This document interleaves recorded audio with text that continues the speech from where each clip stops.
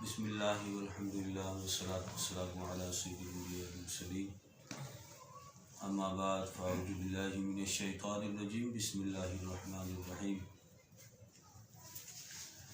پچھلی جو نشست ہماری ہوئی اور کئی نشستوں سے جو ہے وہ یہ موضوع سخن ہے کہ صوفی کون ہے اور خرقہ پوشی کیا ہے اور کس کو پہننا چاہیے۔ اب ادھر داتا علی حجویری رحمۃ اللہ علیہ آپ فرماتے ہیں خرقہ پوشی کی شرائط۔ آپ فرماتے ہیں خرقہ پوشی کی شرط یہ ہے، اول یہ کہ خرقہ اس لیے بنائے کہ بارے ملبوسات سے ہلکا ہو جائے اور انواع اقسام کے لباس سے فراغت حاصل کرے اور کملی جب تک رہے اس پر پیبند مسلسل چسپا کرتا رہے، جہاں سے وہ پھٹے فوراً پیبند لگاتے۔ مشائخ طریقت علیہ الرحمہ کے اس میں دو قول ہیں۔ ایک جماعت کہتی ہے پیبند لگانے میں ترتیب شرط نہیں، جہاں سوئی ڈالے وہاں سے ہی نکال لے اور موضوع زینت کا تکلف نہ کرے، اور ایک جماعت فرماتی ہے کہ پیبند لگانے میں موضوع زینت اور ترتیب کا لحاظ ضروری رکھا جائے، بلکہ وہ پیبند تکلف اس طرح چسپا کیا جائے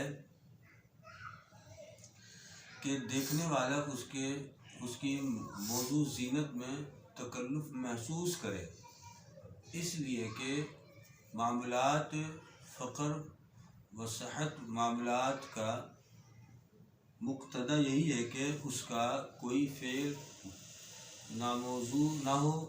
اور میں حضرت علی بن عثمان جلابی فرماتے ہیں، حضرت شیخ ابو القاسم غرقانی علیہ الرحمہ سے مقام توسا میں سوال کیا کہ درویش کو کم از کم کیا چیز لازم ہے جس سے اس کے ساتھ نام فقر موضوع ہو سکے۔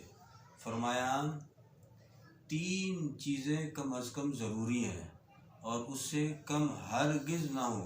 اول یہ کہ وہ اپنی کملی پر جب پیبند لگائے تو یہ سمجھے کہ پیبند کس طرح موضوع رہے گا اور اسے کس طرح کمبل پر چسپا کیا جائے۔ دوسری یہ کہ دل کی آواز اور عوام کی بات اچھی طرح سن سکے اور اس کی حقیقت کو سمجھنے کی اہلیت رکھے۔ تیسری یہ کہ فقیر کا کوئی قدم زمین پر بیکار و غیر موضوع نہ پڑے، یعنی ہر قدم ذکر الہی کے ساتھ اٹھے اور آگے بڑھے۔ جس وقت میری گفتگو حضرت شیخ و مشائخ غرقانی علیہ الرحمہ سے ہو رہی تھی تو اس وقت ایک جماعت درویشوں کی ہمارے ساتھ وہاں حاضر تھی۔ جب ہم بارگاہ شیخ سے باہر آئے تو ہر ایک کلام شیخ میں تصرف کرنے لگ گیا۔ ایک گروہ تو بوجہ نادانی اس کے اندر اس قدر اختلاف کر بیٹھا کہ اس نے کہہ دیا کہ بس فقر یہی ہے۔ ایک کہنے لگا کہ فقر کے معنی ہی یہ ہے کہ بہت سے ٹکڑے مجمع کر کے خوبصورت طریقے سے سیے اور زمین پر اچھی طرح پاؤں رکھ کر چلے، اور ہر ایک اپنے اپنے گمان میں دعوے دار تھا کہ ہم طریقت کے معنوں کو خوب سمجھتے ہیں۔ میرے دل کا رجحان اس ہستی پاک شیخ غرقانی کی طرف تھا۔ میں نے یہ بات پسند کی کہ اتنی بڑی ہستی کا فرمان اور اس طرح اختلاف میں مخلوط ہو کر رائے گاہ ہو جائے۔ میں نے سب سے کہا کہ آؤ ہم سب کلام شیخ پر بحث کریں۔ چنانچہ سب نے میرے سامنے اپنی تقریر کی اور اپنا معافی ضمیر بیان کیا۔ جب میری باری آئی تو میں نے کہا پیبند وہی ٹھیک ہے جو فقر پر چسپا کیا جائے، نہ کہ وہ پیبند جو تن پر چسپا ہو۔ جب تم فقر پر پیبند لگاؤ گے تو وہ اگر ٹھیک نہ بھی سیا گیا تب بھی ٹھیک رہے گا۔ صحیح بات یہ ہے کہ پیوند سے مراد صوفی کا وہ حال ہے جو بحالت کیفیت وجد اس پر طاری ہو، اور سننا وہ ہے جو کیف حال میں اسے مسموع ہو، نہ کہ ناز و نعم دنیا میں رہ کر اس معنی میں اگر وجد کے حق سے تصرف کرے صحیح ہے، اور اگر ہرزل و لغو سے کرے غلط ہے۔ سمجھنا یہ ہے کہ آواز روح سنے نہ کہ آواز عقل۔ پاؤں ٹھیک رکھنا یہ ہے کہ حالت وجد میں جو قدم اٹھے وہ صحیح ہو، نہ کہ کھیل اور رسم کے ساتھ۔ بعض لوگوں نے میرا یہ بیان حضرت شیخ المشائخ غرقانی علیہ الرحمہ کے حضور پیش کر دیا۔ آپ نے سن کر فرمایا، اصاب علی علی حیزۃ اللہ، علی بن عثمان نے سچ کہا اور وہ میرے کلام کے مفہوم کو پہنچ گیا، اللہ اسے اپنی حفاظت میں رکھے۔ تم مارکا پوش سے گروہ صوفیہ کی مراد صرف یہ ہے کہ زیب و زینت دنیاوی کے غم سے نجات پائے اور اپنے فقر میں حق تعالی شانہ کے ساتھ سچا رابطہ رکھے۔ اور آثار سلف میں مروی ہے کہ حضرت عیسیٰ بن مریم علیہ السلام خرقہ پوشی فرماتے تھے، اور اسی خرقہ کے ساتھ آپ آسمان پر گئے، اور کسی بزرگ کا قول ہے کہ انہوں نے حضرت عیسیٰ علیہ السلام کا خرقہ خواب میں دیکھا۔ وہ پشمینہ کا تھا اور اس پر جو پیوند تھے ان سے ایک نور چمکتا تھا۔ فرماتے ہیں کہ میں نے عرض کیا، اے مسیح علیہ السلام، آپ کے اس خرقہ پر یہ نور کیسا ہے؟ آپ نے فرمایا، یہ نور میرے اس صبر کا ہے جو میں نے بحالت اضطرار اپنی ضرورت کے وقت اس خرقہ پر پیوند لگا کر شکر کے ساتھ کیا ہے۔ اللہ تعالیٰ نے میرے ہر رنج کے بدلے میں ایک ایک نور عطا فرمایا ہے۔ سلسلہ ملامتیہ کے ایک کامل بزرگ کو ماروا نہر میں دیکھا، جن کا یہ حال تھا کہ وہ مرغوب اشیاء جسے انسان شوق سے کھاتا ہے بالکل استعمال نہ فرماتے، بلکہ گلا سڑا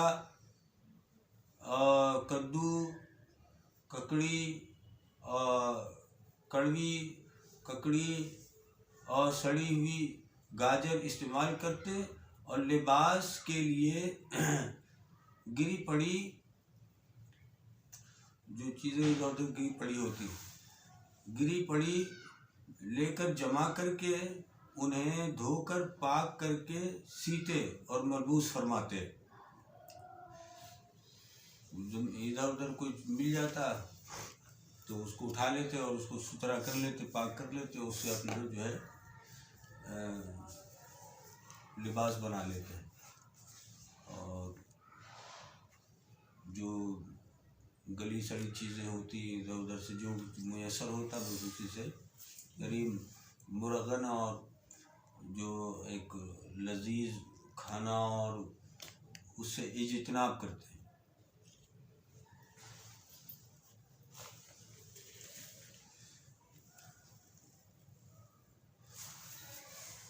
ترکستان کا ایک شہر میں متاخرین میں سے ایک صاحب حال ضعیف العمر نیک سیرت بزرگ تھے، جن کے لباس پر پیوندوں کے بے حد ٹکڑے سلے ہوئے تھے۔ ان کی مسند اور کلا کا یہ حال تھا کہ پرانے پیوندوں کی کثرت کی وجہ سے اس کے اندر بچھوؤں نے اپنے بچے دے رکھے تھے۔ اور میرے شیخ رضی اللہ تعالیٰ عنہ نے ایک خرقہ 56 سال تک زیب تن فرمایا، جہاں سے پھٹا بے ترتیبی کے ساتھ اس پر پیوند چسپا کرتے رہے۔ ایک حکایت میں عراقی درویش کا حال پڑھتے ہوئے میں نے 2 درویشوں کا حال پایا، ایک صاحب مشاہدہ تھے اور دوسرے صاحب مجاہدہ۔ جو صاحب مشاہدہ تھے انہوں نے اپنی تمام عمر میں سوائے اس کپڑے کے جو حالیان سما کے وجد میں پھٹ کر گرا کوئی کپڑا نہ پہنا، یعنی ارباب وجد کے پھٹے ہوئے کپڑوں سے اپنا خرقہ بناتے اور وہی زیب تن فرماتے۔ دوسرے جو صاحب مجاہدہ تھے وہ ان لوگوں کے دریدہ کپڑے جمع کر کے پہنتے تھے اور بارگاہ الہی میں استغفار کرتے رہتے، اس لیے کہ ان کا ظاہر باطن کے موافق ہوتا تھا اور یہ اپنے حال کی نگہداشت اور احتیاط تھی۔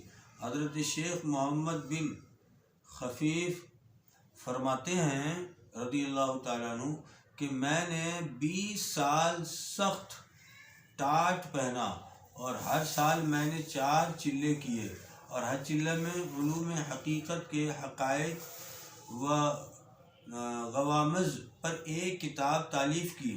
ان کے ہی زمانے میں ایک بزرگ تھے جو علماء متحققین طریقت میں شمار ہوتے تھے اور وہ علاقہ فارس میں رہتے تھے۔ لوگ انہیں محمد بن زکریا کے نام سے پکارتے تھے۔ انہوں نے کبھی خرقہ زیب تن نہ فرمایا۔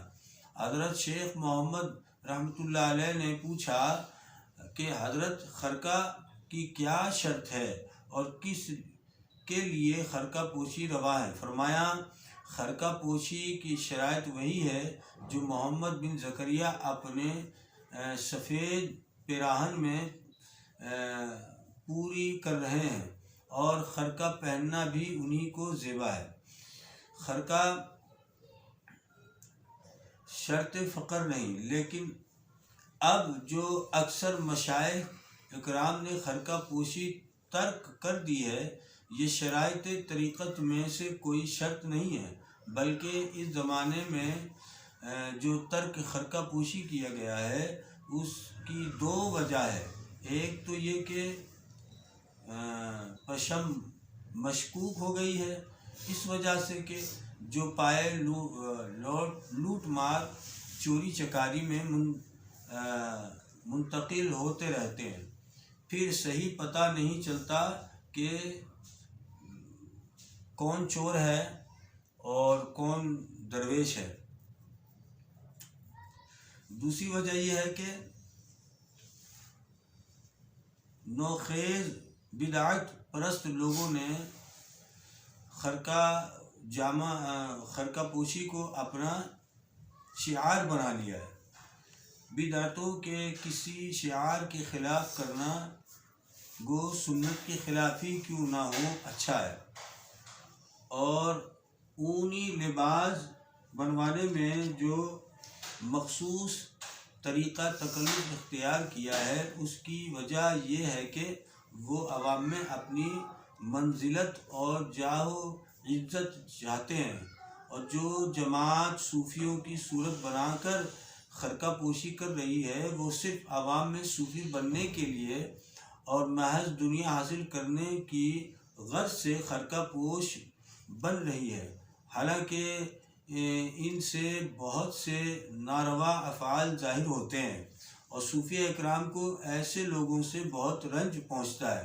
انہوں نے اس خرقہ کو موجب زیب و زینت بنا لیا ہے اور اس کی ایسی مخصوص طرز نکالی ہے کہ ان کے سوا اور کوئی ویسا خرقہ سینا بھی نہیں جانتا۔ یہ مکار فرقہ اس مخصوص لباس میں رہتا ہے اور آپس میں پہچان کے لیے اس مخصوص لباس کو علامت بنا لیا ہے۔ یہاں تک کہ ایک بناوٹی درویش کسی درویش کے پاس گیا، اس کے خرقہ پر بہت سے پیول لگے ہوئے تھے اور وہ بناوٹی فقیر بنا ہوا تھا۔ شیخ نے اسے اپنے سے جدا کر دیا۔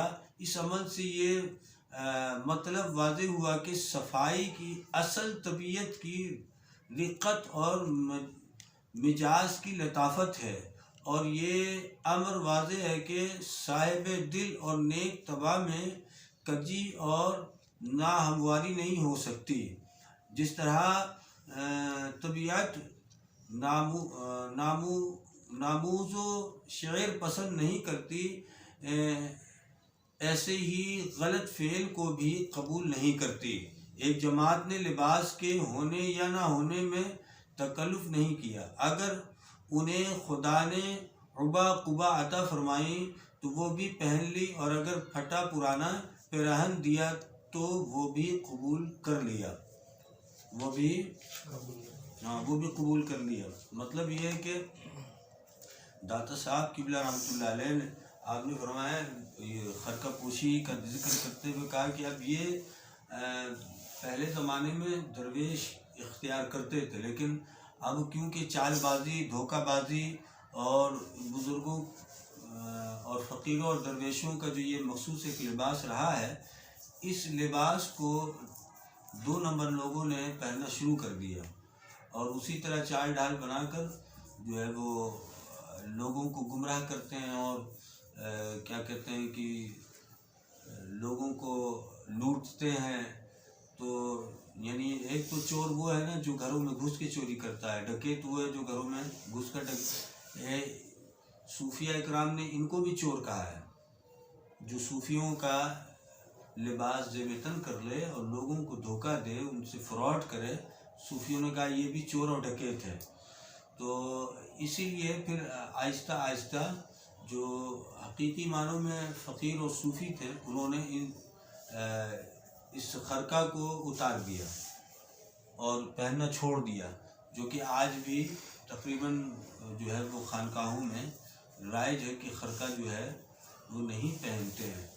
نہیں تو جب اس پہلے زمانے میں جب کوئی صاحب دل سے قربت اختیار کرتے تو ان کو خرقہ پہنایا جاتا تھا اور ان کو ہدایت کی جاتی تھی، لیکن اب کیونکہ ماحول ایسا بن گیا ہے، آج بھی اس طرح کا ماحول اور لوگ اس طرح کے ہو گئے ہیں کہ وہ بزرگوں کے لباس کو پہن کر لوگوں کو دھوکہ دیتے ہیں، تو بزرگوں نے اس لباس کو ترک کر دیا ہے، اس لباس کو چھوڑ دیا ہے۔ اب اور پھر یہ کہ خرقہ جو ہے وہ فقیری کی شرط نہیں ہے۔ داتا صاحب قبلہ رحمۃ اللہ علیہ نے فرمایا کہ خرقہ پوشی جو ہے وہ کوئی فقیری کے لیے شرط نہیں ہے۔ تو بزرگوں نے پہنا تھا، لیکن اب وہ کیونکہ کسی اور نے اس کو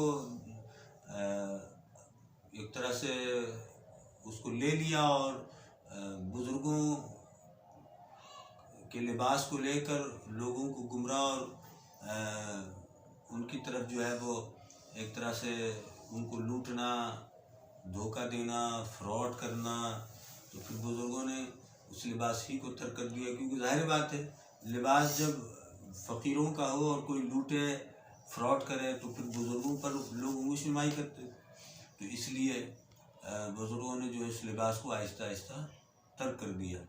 تو اللہ تعالیٰ ہمیں بھی جو ہے وہ سمجھ کی بھیک عطا فرمائے، اور ہر اس کام سے جس سے اللہ اس کا رسول ناراض ہو، کیونکہ ہمارا اور آپ کا جو منزل اور جو مقصد ہے ہمارا کہ اللہ تک پہنچنا اور مالک حقیقی کے عرفان اور اس کے معرفت کو حاصل کرنا، تو اس کے لیے لباس جو تن کو ڈھانپتے ہیں وہ ضروری نہیں ہے، بلکہ اندر جو لطافت ہونی چاہیے، پاکیزگی ہونی چاہیے، اندر جو گندگی اور غلاظت ہے اس کو دور کرنے میں کامیاب ہوں۔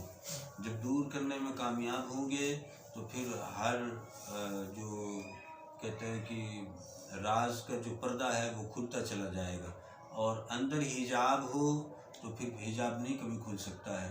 یہی وجہ ہے کہ بزرگوں نے، اولیاء صوفیہ نے اپنے تن سے زیادہ من کی فکر کی ہے، تن سے زیادہ من کو سنوارنے کی کوشش کی ہے۔